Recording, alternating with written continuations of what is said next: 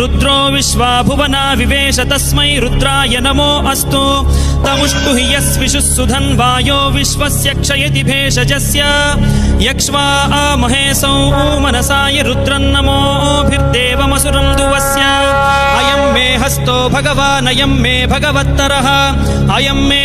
विश्वभेषजोऽयं शिवाभिमर्शनः ये ते सहस्रमयुतं पाशा मृत्यो मर्त्याय हन्तवे तान् यज्ञस्य मायया सर्वान् वयजामहे मृत्यवे स्वाहा मृत्यवे स्वाहा ॐ